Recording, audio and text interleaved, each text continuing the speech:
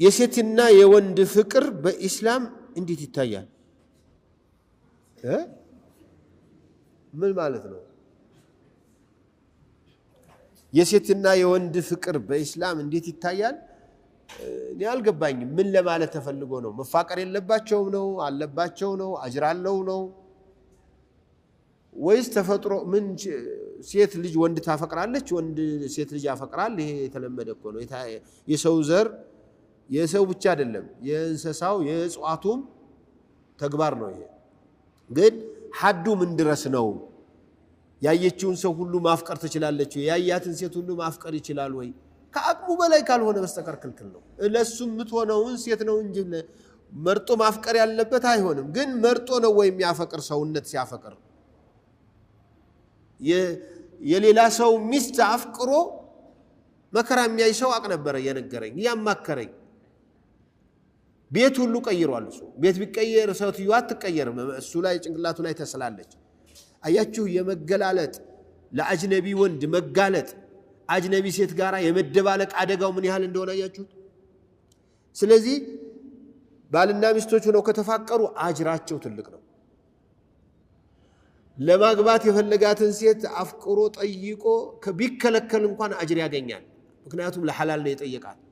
ባትሽ ባትለው ቤተሰቦቿ እሺ ባይሉት እሷን ቢብላ ብትወጣ እሷን ለዲን በዲን በእስላም በፈቀደው መልኩ ብሎ ካፈቀረ አጅር አለው። ግን ዝም ብሎ በአየር ላይ ፍቅር አድርጎ እሷ ጋር ለመቀጠል በማይችልበት መልኩ ያወቀ መልፋት ከአላህ ጋር ከማጣላቱም ያለፈ ህይወቱንም ያበላሻል።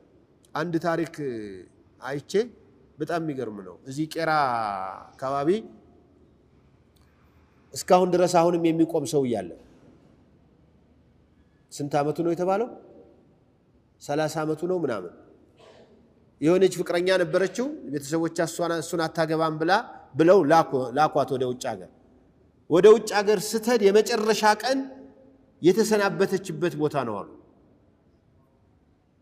ሰውየው ቆሞን የምኳሳዩኝና ነው ይሄን ሰውዬ የዋሉኝና ወጥቼ ሳይ ይሄ ምንድነው? እብድ ነው አልኳቸው። ኧረ እብድ አይደለም።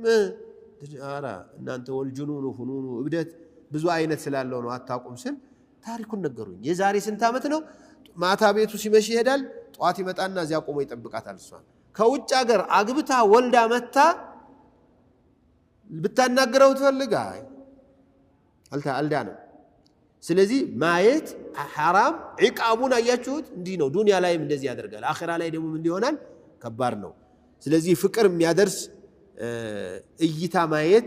ለዚህ ነው ነብዩ ሰለላሁ ዐለይሂ ወሰለም ያ ዓሊይ ላ ትትቢዕ ነظረተ ነظራ ፈኢነ ለከ الأولى وليست لك الآخرة። ዓሊይ አይንህን በእይታን በእይታ አታከታትል፣ ምክንያቱም የመጀመሪያው ያንተ ነው። የፈለጋት ሴት ፊት ለፊት ራቁቷን ሆና የፈለገች ሰውነቷን ከፍታ ልታይ ትችላለህ።